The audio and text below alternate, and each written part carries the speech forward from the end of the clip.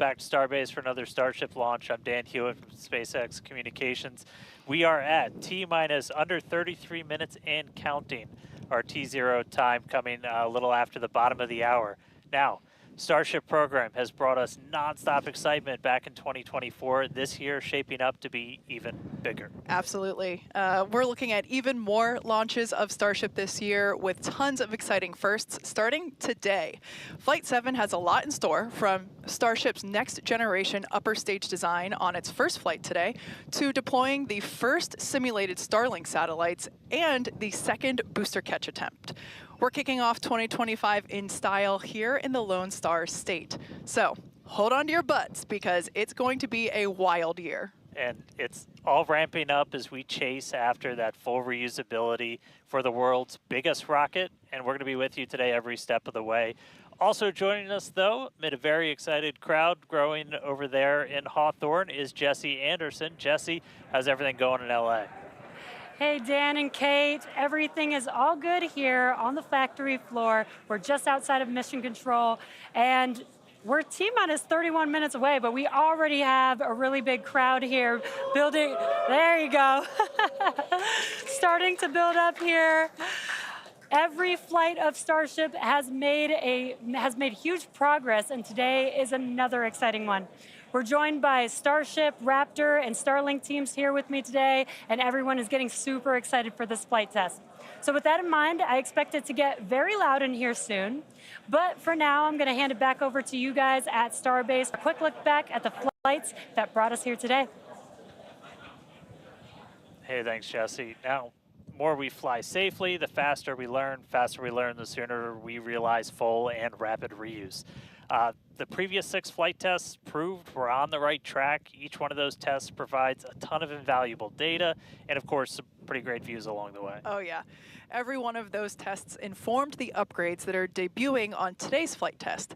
And you know, we've all been watching this, following through the incredible testing campaign for every flight. And man, I can't wait for today as well as everything else we've got planned this year. Just a recap of what happened just before this flight test. Our most recent one was back in November 19th. That was Flight 6. It lifted off at 4 p.m. Central from Starbase, Texas, just a couple miles over our shoulders. It was a gorgeous sunset ascent. Let's take a look. Attention all flight crew members, flight is go for launch.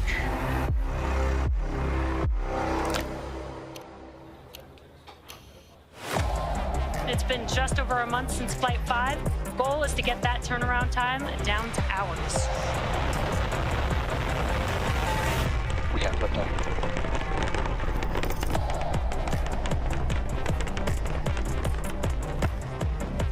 Stage separation. 30 seconds, no catch decision. Booster offshore diverge.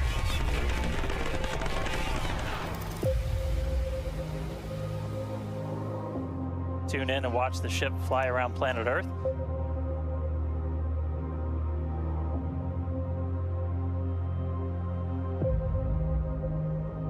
Relight demo startup.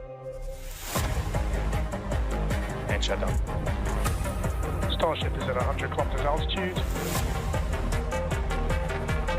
Flaps now have control of the vehicle.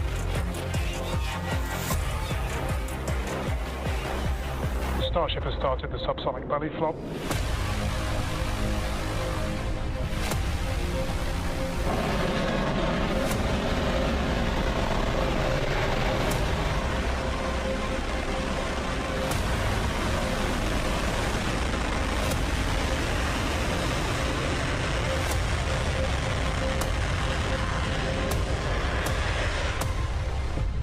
Starship has landed. All right, now today's flight test is going to look pretty similar profile-wise to that last one and honestly the last couple. So everything starts off, as always, with liftoff. The Super Heavy igniting those 33 Raptor engines. Super Heavy going to power us through that initial ascent, get Starship on its way to space before we get to the hot stage maneuver. Exactly. The ship will then ignite engines while it's still attached to the booster. That will allow us to separate the 2 stages. That booster will leave a few engines on for that flip and return back here to Starbase for a catch at the launch tower. And while booster catch is blowing our minds, ship keeps going all the way to space, gets into its suborbital trajectory. Got a couple on-orbit things. We're going to deploy our first test satellites, also going to relight a Raptor engine while in space. That all sets us up then for re-entry. As we have seen on the previous flights, courtesy of Starlink, that re-entry period gives us such gorgeous views. It's like, just a rainbow flow of colors as the ship re-enters the Earth's atmosphere. The ship will relight its engines, perform a flip maneuver for a soft water landing in our targeted location in the Indian Ocean. And that will once again be daylight given our later launch window. So today's flight test will be launching the next generation of Starship. It'll attempt the first payload deployment test, fly multiple re-entry experiments geared toward ship catch and reuse, and of course, the launch and return of the Super Heavy booster back to the launch site right there behind us. Yeah, that's going to be amazing, but ship, kind of the star of the show for a lot of stuff today. A huge block of upgrades to Starship's upper stage are debuting on this flight test, adding more capability. We'll start off up top. Those forward flaps got a redesign. They shrunk in size. We shifted them towards the top of the vehicle, away from the heat shield. That's going to make it significantly less exposed to re-entry heating. And then Starship itself, we made it about 2 meters taller. So we stretched it up to about 52 meters. That allowed us to add 25% more propellant volume, along with a bunch of propulsion upgrades like vacuum jacketing of those feed lines to the engines, an entirely new feed line system for the Raptor vacuum engines, an improved avionics module for propulsion, all that adding performance and the ability to fly longer missions. And just like on Flight 6, tiles have been purposely removed to stress test vulnerable areas. This time we're doing it across the entire vehicle, including in critical areas, as we use this flight to push the boundaries of Starship's capability. And for re-entry experiments, multiple metallic tiles are being tested, as you can see there on your screen, including some that have a version with active cooling. Then the vehicle's avionics, its brains, got a complete redesign. Some of the new things, we've got 4 of these upgraded Starlink terminals that combine Starlink, global navigation, and RF communications into a single unit.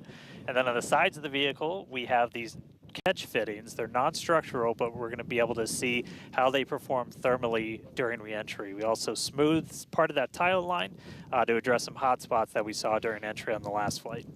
Now the ship and the booster, they weren't the only thing to get some upgrades. On the ground side, several radar sensors will be tested on the tower catch arms as we experiment with additional ways to measure distance between the arms and the vehicle while we prepare for ship catch. Now this is just a handful of the many upgrades included on this flight that make this the most capable Starship that we've flown so far. And then something really cool has me super excited. 10 Starlink simulators that are similar in size to our next generation Starlink satellites. With pretty unparalleled payload capacity and full reusability, Starship's going to be able to deploy our more advanced V3 Starlink satellites, which is going to help us continue to revolutionize global connectivity. Each of those Starlink V3 launches on Starship is going to add about 60 terabits per second of capacity to the Starlink network. And that alone is that's more than 20 times the capacity we're getting with every V2 Mini flight on a Falcon 9 right now. That just helps further Starlink's impact in the coming years as we expand access to high-speed internet all around the world and eventually beyond. And those Starlink simulators are going to be on the same suborbital trajectory as Starship, and they're expected to demise upon entry. Starship itself, its trajectory looks very similar to all of our last several flights, suborbital, splashdown targeted into the Indian Ocean, a couple hundred miles off the western coast of Australia. And then the other on-orbit thing we're doing is going to be relighting a single Raptor engine while in space. We knocked that out last time. V2 ship, new propellant system. Let's do it again on this one. Ship's going to be busy. Now, of course, we can't forget to add that today's Super Heavy booster is reflying flight-proven hardware for the first time. A Raptor engine that flew on the booster that was caught during Starship's 5th flight test. You can see it there on your screen. This flight-proven engine, we've got Raptor 314 there, hence why there's a piece of pie on this nozzle. Maybe we can get that image rotated so you can see it a little bit better. Yep, there we go. If you didn't already know, we like our jokes around here. So that's what we have planned for today's flight test, and so far everything is on track as we continue to count down. We're now within 23 minutes of launch. We're at 22 minutes and 52 seconds. Everything continues to look good. Still a little breezy, but that's okay for us. Yeah, we set up our desk in a wind tunnel today. It's probably windier here than it is anywhere else, but weather's cooperating, really clear skies, no rain today, still well within our limits for booster launch or catch. Not tracking any issues on vehicle as we continue to count down. We're still putting prop on board. Our range team also reporting that the range looks like it will be clear at our current T0. So that's super important. We're going to keep an eye on that all the way up to the end. As for what we've already done with the vehicle leading up to today, we stacked the vehicle over the weekend. We lifted the ship on top of the super heavy booster.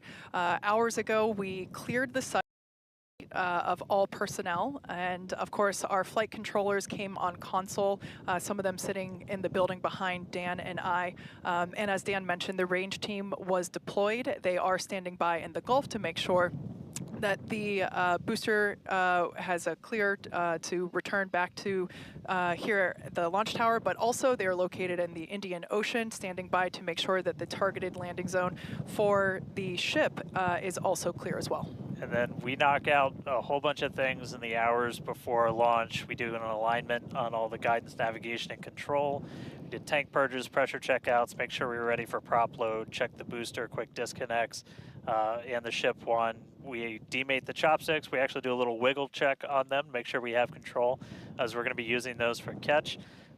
Load up all of the hydraulics that are on the tower, and then we did the initial locks and methane chills, getting them ready for prop load. Now, speaking of prop load, we conducted the go, no-go poll for prop load at 3:30, so a little bit less than an hour ago.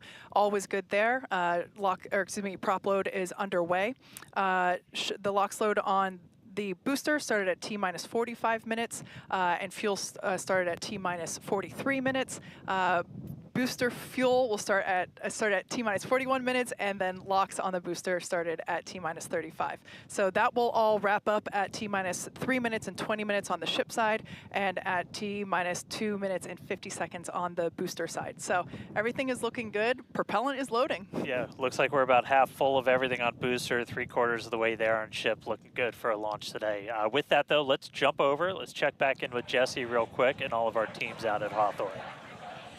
Thanks, Dan and Kate, and great to hear the updates with the vehicle as we prepare for liftoff. There is a lot more people here,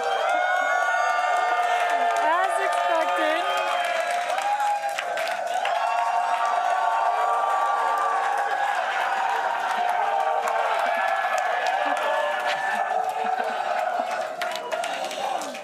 Love it. All the Raptor engines are built here, so there's a lot of that team here in the crowd, so they have a strong connection to the Starship flight today. Every flight test gets us closer to a fully operational Starship, which gets us closer to our ultimate goal to make humanity a multi-planetary species. To establish cities on Mars, we're going to need high-cadence, low-cost flights for cargo and crew. As the only fully reusable rocket with this kind of capability, Starship is the only vehicle in development that will be able to unlock our multi-planet future. Starship uses a first-of-its-kind on-orbit propellant transfer to refuel in orbit in preparation for these long trips. With milestones like ship catch and in-orbit prop transfer coming up, 2025 promises to be huge for Starship and our journey to Mars, with our first trip currently planned for the end of 2026. Between the reusability, low cost, and heavy lift capabilities, this all comes together to help us deliver up to 100 people at a time to destinations both near and far, and to deliver payloads farther and at a lower cost than any other vehicle.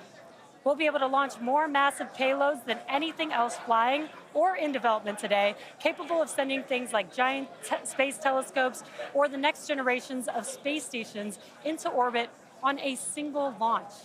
So while today's flight is just a test, the future is much closer than we realize.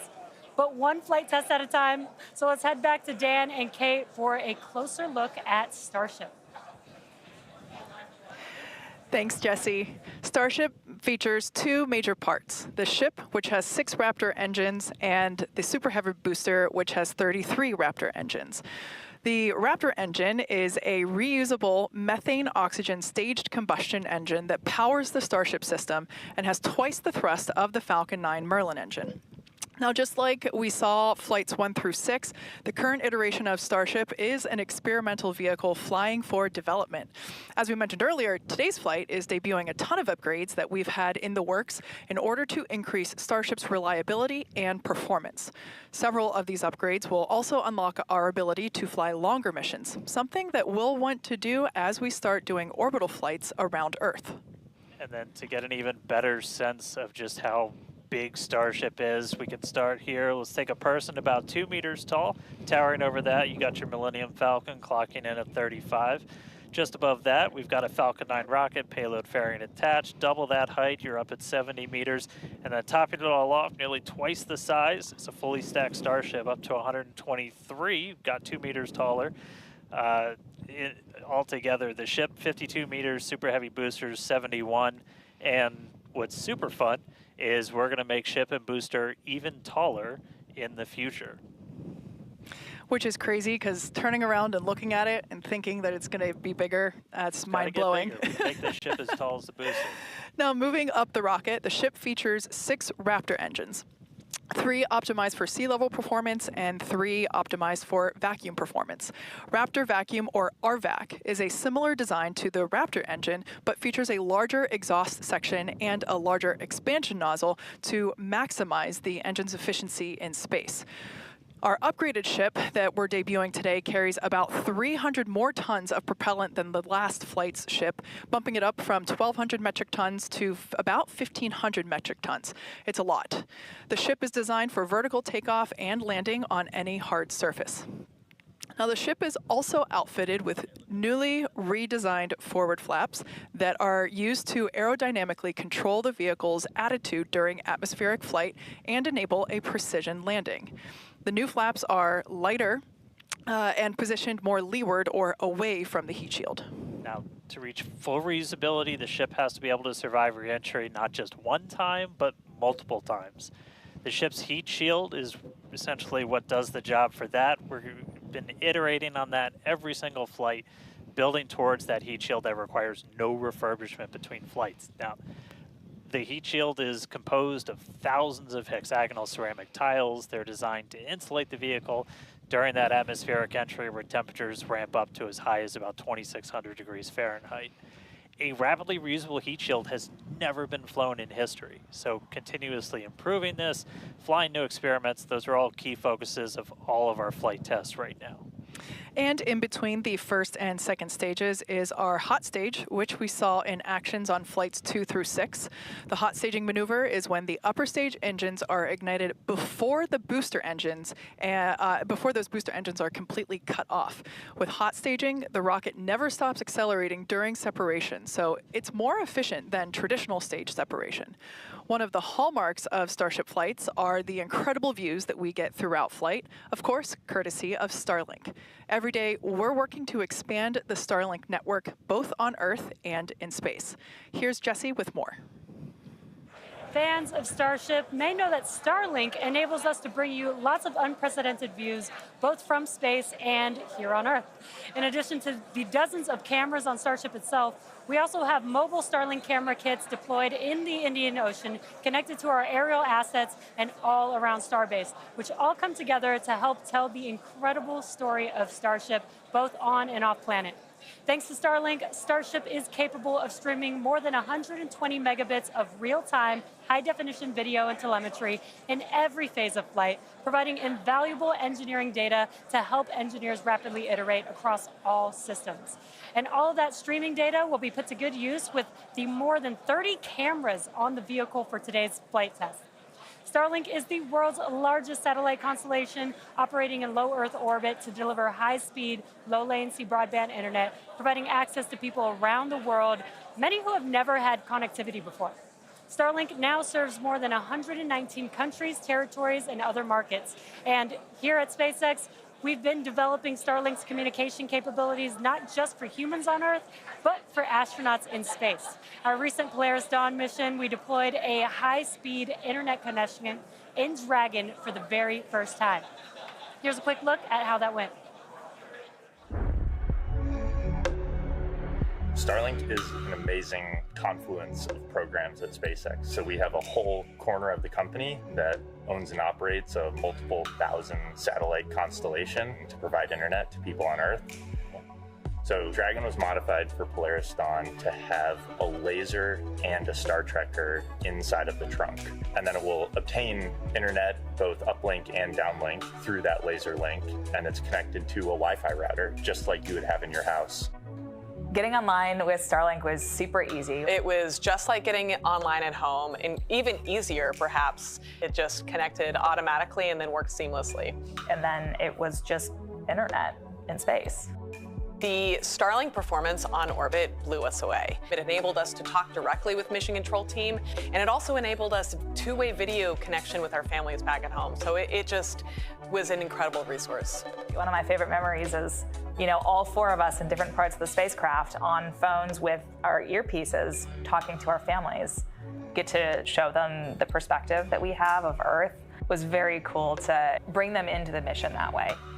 I was able to show my kids and my husband, what it looked like to be floating in space. I got to show them out the window. Well, my husband even exclaimed that at one point we hung up the call and he called back and I answered and he was like, I called space. Starlink on Dragon is something that we want to include because we have this company within SpaceX that has space-based internet. So what not a better way to test space-based internet in space? From connecting astronauts in space to providing high-speed internet to more than 4.6 million active customers here on Earth, the Starlink team is laser-focused on expanding coverage, increasing speeds, and lowering latency so that we can connect as many as possible around the world and beyond. Last year, we activated Starlink in 27 new markets and are now covering a global area home to 2.8 billion people, including those who live in some of the most remote places on Earth. To meet the growing global demand for high-speed internet, SpaceX opened a new 700,000 square foot factory in Bastrop, Texas, and introduced Starlink Mini as well as an upgraded version of the Starlink Standard Kit. The SpaceX team also achieved an unprecedented launch cadence, conducting 134 Falcon launches, with 89 dedicated to expanding the Starlink constellation. With each launch, Starlink adds more capacity to the constellation and continues to expand its coverage, connecting even more people in underserved and hardest to reach areas of the globe. Now, while our mission to connect the unconnected is far from complete, you can check out some of the Starlink team's highlights from 2024 and learn more about how our customers are furthering Starlink's impact around the world at starlink.com/stories. And a little bit closer to home, we do have a few updates for those impacted by the fires here in Southern California. So far, the Starlink team has provided about 1,350 free kits to fire departments and other disaster response organizations from down in Orange County all the way up to Malibu. That is in addition to applying free Starlink service for thousands of customers impacted by the fires all across the Los Angeles area. And just as critically, since enabling our direct-to-cell satellites with T-Mobile, more than 120,000 text messages have been sent, allowing those in impacted areas to reach loved ones, text 911, or receive emergency alerts. I've never been prouder to be an employee at SpaceX for moments like that where we can help the people and community around us. Make sure to follow @Starlink on X for updates as we continue to work with local response teams, and check out starlink.com/LA wildfires for more information on these efforts.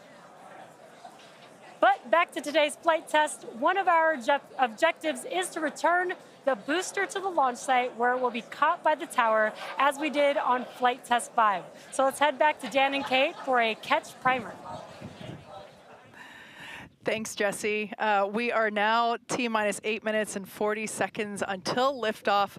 Flight controllers on console there in the building just behind Dan and I.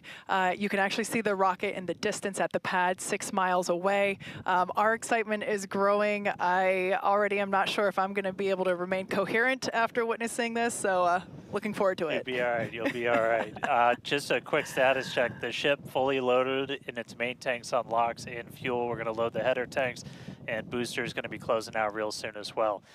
Let's talk about that second catch attempt, though. So we're going to use the tower's 2 gigantic robotic arms, call them the chopsticks, same thing we used to stack Starship onto Super Heavy for all the integration ahead of a flight, and that's what we used to catch by moving stuff like landing legs from the booster to the ground side. It's a lighter booster, means you can carry more into space. Now, in a nominal operational scenario following liftoff and after the 2 stages separate in flight, Super Heavy will return to the launch site, reignite its engines to slow the vehicle down, and the tower's arms will catch the rocket booster. And just to get to this point, just like before, thousands of distinct vehicle pad criteria have to be met prior to that return and catch. We need healthy systems on the booster, healthy systems on the tower, and a manual command from our mission flight director for the day. If we don't send that command before the boost back burn ends, or if any of those automated checks kick us out, that's what happened on Flight 6, the Super Heavy booster will divert to an offshore trajectory, and it'll go out and do a landing burn in a soft splashdown in the Gulf of Mexico. Now, we have said it before, but it remains true today. We accept no compromises when it comes to ensuring the safety of the public and our team, and that return will only take place if the conditions are right. And one of the unique aspects of Starship flights is the return and the catch of that Super Heavy booster and the audible sonic boom that it comes with it in the area around the return location. General impact to anyone in the area is just a brief thunder-like noise, but it definitely lets you know it's coming. Oh, yeah. It's something our neighbors in Cape Canaveral, Florida and Vandenberg, California have become accustomed to over the years, and now we're bringing the boom to Boca. So here's a peek of what to expect.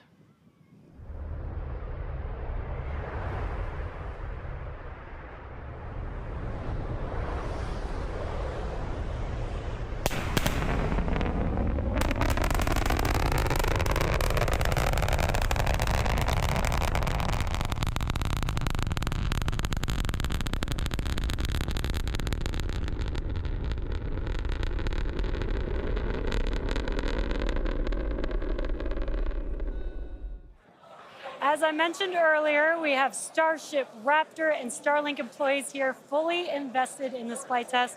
And of course, many other SpaceX employees also here across our site supporting their teams, their teammates. Every flight test has been pretty unique, and we're all very excited for another round of firsts, but I'm pretty sure the crowd is looking forward to potentially watching those chopsticks catch another booster.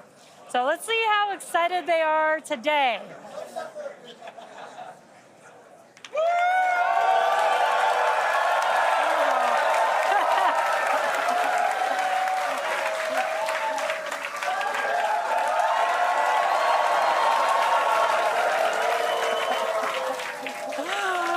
Just under 5 minutes to go. We are all very excited here. We're going to send it back to you at Starbase for the final minutes of the countdown. Kate and Dan. All right, thank you, Jesse. So if you just tuned in under 5 minutes ago, you picked the right time to do it. Just a quick status check. So we're almost fully loaded on the booster. We'll be fully loaded on the ship, fully loaded on the booster coming up soon. Our range team just reported that we're looking go in the range. That's super important. Great Our news. security guys, Mike, Kyle, Nick, the whole team out there in the elements, making sure everything's clear, doing a fantastic job. And we are coming up on 4 minutes and looking good for launch. Yeah, certainly exciting. Now, we do have an opportunity to hold at T-minus 40 seconds if necessary. This is a chance for us to perform additional checks if necessary. If we, need to repressurize some tanks, or if there's a wayward vessel in the range last minute, opportunity to clear it out. But everything currently looking good. Now, once we pass T-minus 40 seconds, a number of events will occur in rapid succession. The ground spin and ignition systems come up to flight pressure. The ship will go to internal power. After that, the quick disconnect, or QD, arm lockout is removed in preparation for retraction, which will happen shortly after T0. And yeah, once we pass T-minus 40 seconds, we do have the ability we have the ability to recycle the count under certain conditions back to that T-minus 40-second mark and hold there to assess what happened and assess opportunity to proceed again to T0. Yep, we've used that T-minus 40 hold a couple of times. Boat's usually one of the items, but we aren't tracking anything right now that would cause us to hold there.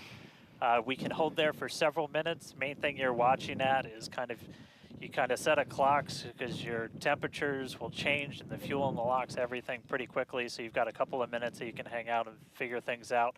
There are items that if we pass them, we're scrubbed for the day. One of the main ones is that flame deflector at the bottom of the launch mount. Water begins flowing for that at the T-minus 10-second mark. If we scrub at any point after that, we'll be done for the day. And then teams will need to refill the deflector as well as all of our prop that we use to load on board the vehicle. It's pretty much just under 11 million pounds of prop sitting on that thing right now. And we can actually recycle in about 24 hours now. Which is incredible given the sheer volume of propellant that is on board the vehicle there on your screen. All right, coming up on the 2-minute mark. Again, a lot of ambitious things on the plate for Starship today. T-minus 2 minutes. New ship, new year, a lot of upgrades, doing a lot of ambitious things in space this time. Our first payload deploy, relighting a Raptor engine. We're looking good. So as we mentioned before, we have an opportunity to hold at T-minus 40 seconds, not tracking any issues at the moment that would be necessary right now. So fingers crossed we can pass through that checkpoint without stopping. But the folks on console are continuing to evaluate the launch commit criteria, making sure that the winds are within limits as well as any other weather restrictions. But man, compared to yesterday, this is a textbook gorgeous day. Oh yeah, little breezy today, but we got clear blue skies for a launch today. So at this point, all the prop has been loaded on the vehicle. We've closed everything out. We're doing our final thrust vector control, our steering for the engine checkouts. Once we hit the 30-second mark, we'll hear the flight director give the final go for launch. So we're under a minute. As we said, we're not expecting a hold at T-minus 40. But do not be shocked if that happens. It has happened in the past, and we can hang out there for a couple of minutes if we need to. If memory serves me right, we hold my breath for 4 seconds. Pass through prop load gate. All right, we passed right through that prop load gate. Hot diggity dog. All right, so we're going to let our flight director, Ty Huntington, take it away. Go for launch.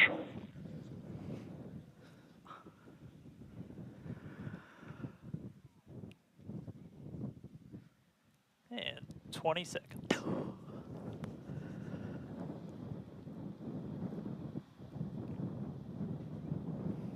T-minus 10, 9, 8, 7, 6, 5, 4, 3, 2, 1.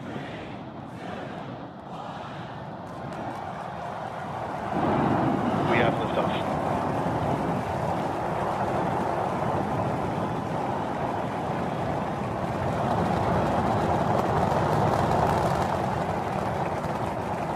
Vehicle's pitching downrange.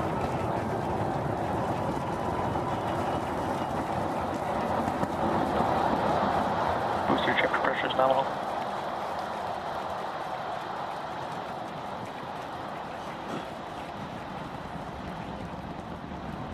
All right, we're more than 30 seconds into flight. Telemetry showing 33 out of 33 engines as it's pitching downrange. Booster chip, avionics power, and telemetry nominal. Hearing good call-outs on the ship and booster avionics. You just heard the rumble hitting us about 6 miles away. Watching Starship arc into just endless blue skies right now. Vehicle supersonic. More than a minute into flight, the vehicle's supersonic.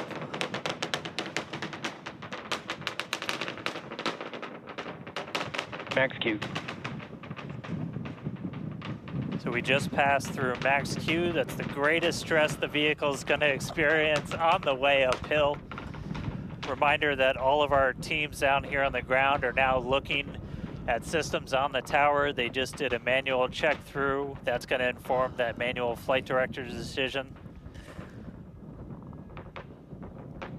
Next moment coming up, though, is going to be hot staging. Don't take your eyes off it. It's one heck of a light show. What a gorgeous ascent. 6 ship engines getting ready to ignite. That's going to happen while we're still attached. We can still see the ship's engines from the ground.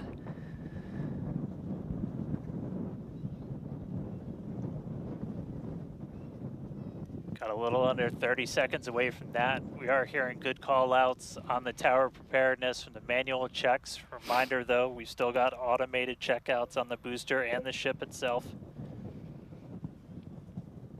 But as of right now, our manual checks and our manual commanding is looking go for a catch. Booster engine cut off. That is incredible news. We just heard the call out for booster Right, engine Nico. cut off. Engine startup. Most engines cut off, down to those Stage middle separation. 3. Cruise back burn startup.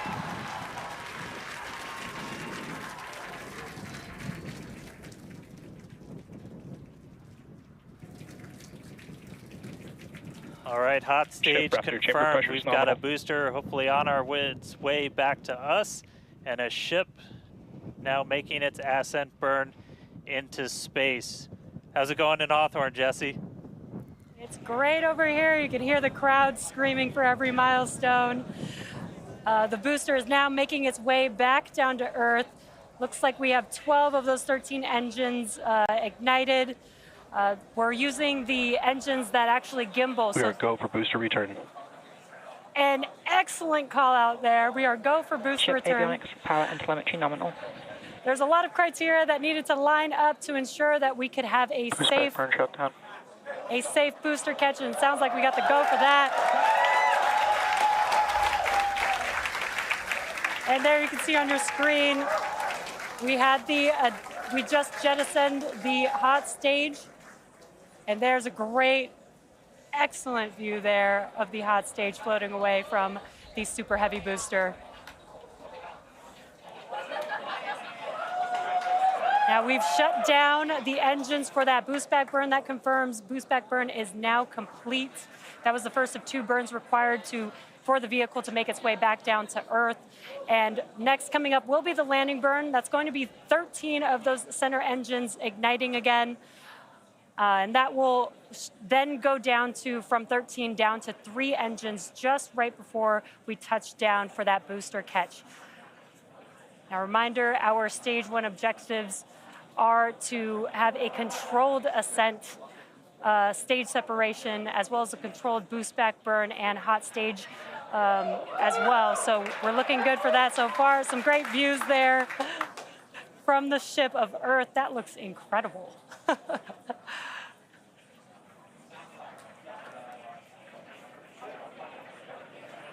Now, Starship's ship is still firing its engines right now. Starship trajectory nominal. And great call outs. Starship trajectory is nominal. You can follow along the telemetry, the altitude in the bottom left-hand corner for the super heavy booster, as well as the bottom right-hand corner for the ship. And these views are just amazing.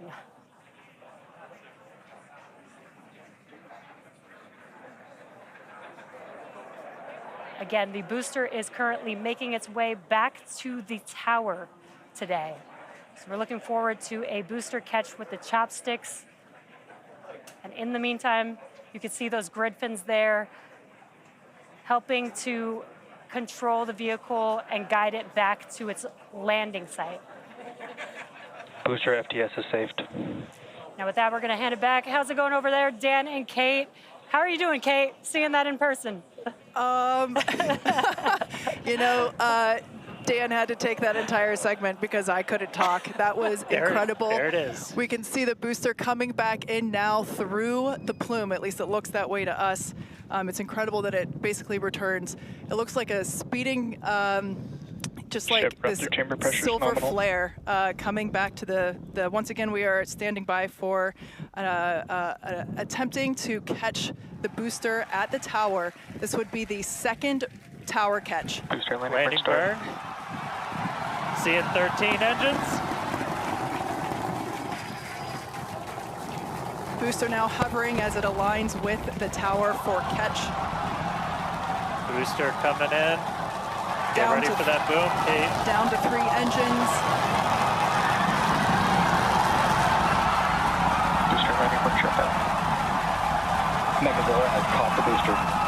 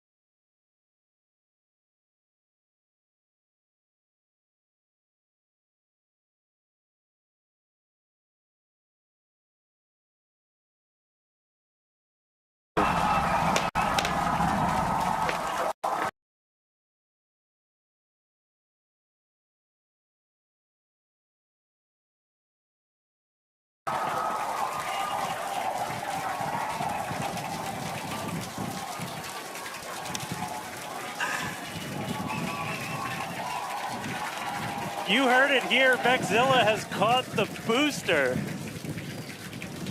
Once again, for the second time, a successful catch by the launch tower. This is the same tower, the launch pad, where that booster took off from just 7.5 minutes ago. Great view from the Bullseye. chopstick arms, looking at those hypersonic grid fins that steer the booster for that precision landing. It And I almost mean, looks you like it's can- flapping its Yeah, wings. you can see just how small that catch fitting is too on something that's just so massive. That was absolutely insane. Meanwhile, We're not done, but We're wait, not there's done more. yet. Wow, that is just absolutely stunning.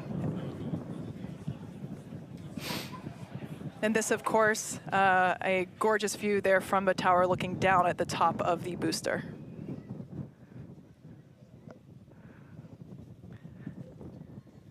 all right, and we are tracking.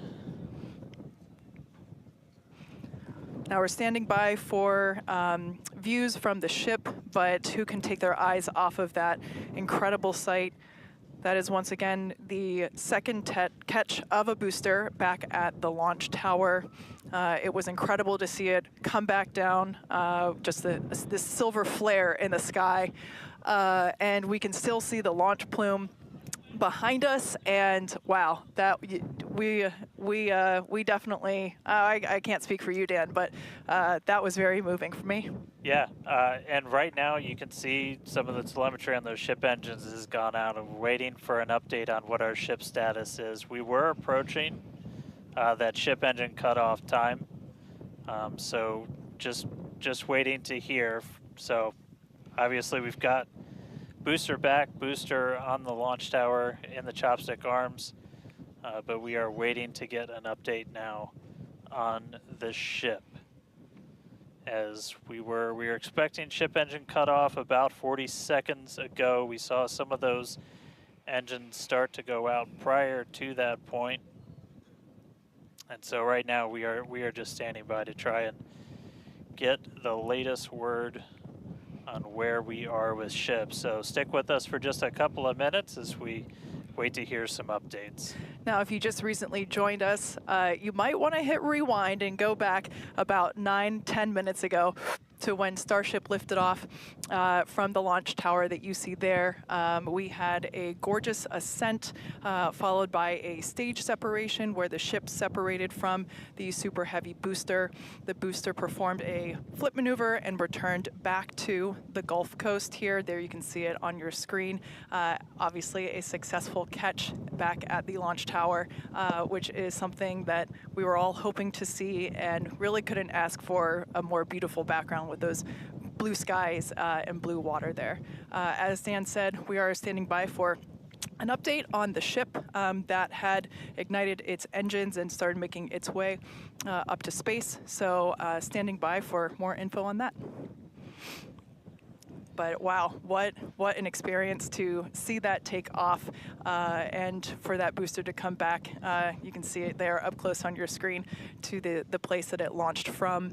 Once again, there were thousands of catch commit criteria, which is basically just all the things that we have to assess and evaluate and basically make sure that they are make sure that everything is clear and acceptable conditions, both on the vehicle side as well as the tower side, in order to enable that catch. So obviously from the last two flights that we have done, where the Flight 6 we attempted but had to divert into the ocean, and then on Flight 5 we did have the first ever successful catch of the booster. We used the learnings of those two flights to hone in that catch commit criteria, and we saw success today, which is pretty awesome. Yeah. And just a quick status check. So we currently do not have comms with the ship. So trying to figure out exactly when that happened and exactly what happened. So obviously the flight controllers right now going through their data, looking to make sure it's not anything instrumentation on the ship, but actually try and get us a status. So again, we're gonna keep listening in on this. We'll give you an update as soon as we have a little bit more. So for now, stage 1 back in the tower, waiting to find out a little bit more about stage 2.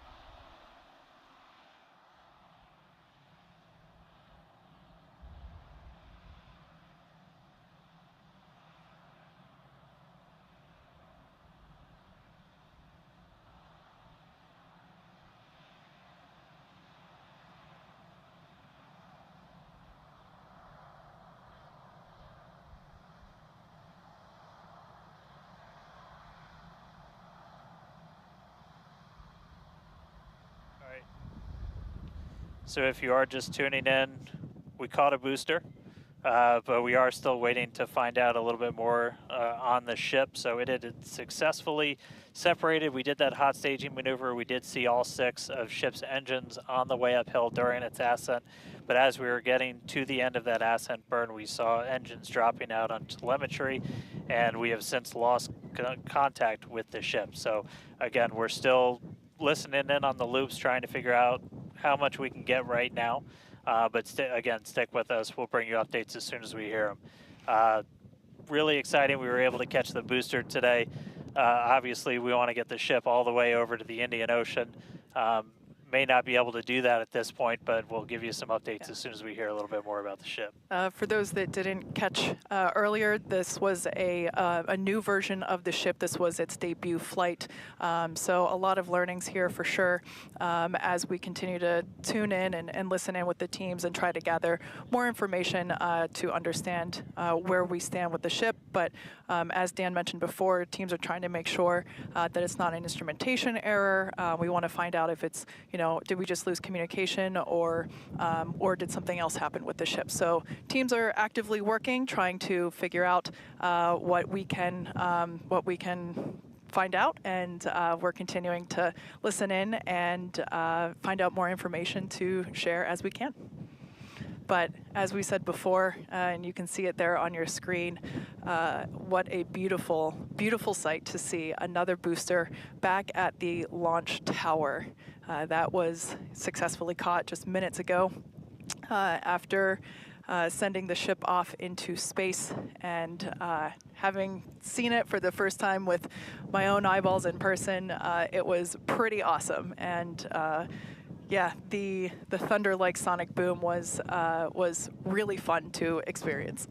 Yeah. So we are getting a little bit more. So we did lose all communications with the ship. So I mean that is essentially telling us that we had an anomaly with that upper stage. So we were just coming up to the end of that ascent burn for the ship when we stopped when we started to lose a couple of the engines. We saw those dropping out, and then we did lose telemetry from the ship. So that means we didn't have contact with it. So at this point, we are assuming that the ship has been lost. So this was a brand new vehicle, essentially. This was kind of an upgrade version. So with that, there's a lot of things you're upgrading, but there's a lot of things you're going to learn as all of those systems are now interacting with each other for the first time. But at this point, we did lose the upper stage of the ship. So again, we're gonna listen in and try and figure out a little bit more about what happened, and obviously we'll do kind of a full breakdown once we get smarter ourselves in the coming hours and days as well. For sure. Now, for those that have recently tuned in, we're now a little over T plus 16.5 minutes after liftoff. We do believe that we have lost the ship during its ascent phase. It's successfully separated from the Super Heavy booster, but during that ascent phase, a couple of the engines dropped out, and then shortly thereafter, we lost communication with the vehicle. So we are assuming that we have lost the ship, but we are standing by to confirm that. And once we can, we will. But this was a new version of the ship, of Starship, and it was intentionally designed and flown in order to basically test the envelope, as we have done with every one of these test flights, the keyword there being test, and really trying to understand the boundaries and the maximums for the ability of this vehicle to fly and understand where those boundaries are. So we always knew that excitement is guaranteed today, success not guaranteed. And so yeah, we are standing by to see if we can learn more about the status of the ship.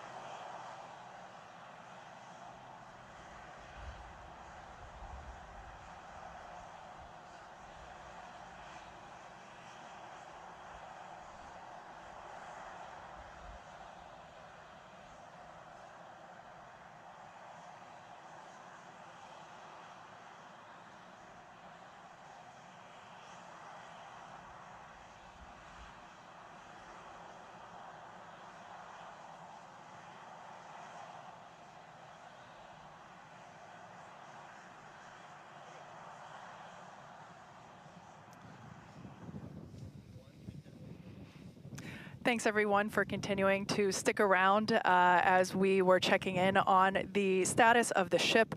At this point in time, we can confirm that we did lose the ship. However, Starship, the total vehicle, did have an on-time liftoff at 4:37 p.m. Central Time from the launch pad just behind us at Starbase Texas. Gorgeous ascent and successful stage separation. The booster pushed the ship off, and the ship disconnected during that stage separation. The booster came back for a successful, the second ever booster catch at the launch tower, which was pretty incredible to see. Yeah, it was great to see the booster come down, but we are obviously bummed out about ship. It looked like we lost contact with it a little under 8.5 minutes into flight. That's roughly when you start to get to that main engine cutoff. We obviously need to go through all the data. It's going to take some time. In the next hours, days, we're going to figure out exactly what happened, come back, fly the next one, get even farther. Reminder, it's a test. It's a flight test. It's an experimental vehicle. So we'll figure out what ended our day today and make sure it doesn't end our day tomorrow. So as we do that, we're going to continue to provide you updates on our X account on SpaceX.com. So just continue to tune in there. As we learn what happened, we'll be ready to share it. Exactly. So for now, we are going to wrap up our webcast. We'd like to thank the folks in the county for supporting the launch, as well as the agencies that enable us to launch, and of course to our viewers for tuning in. And thank you, Kate, for coming down, doing this with me. It was great to have you here. I'd do it again in a heartbeat. All right. Well, that'll do it for us. We'll see you guys at the next Starship flight test.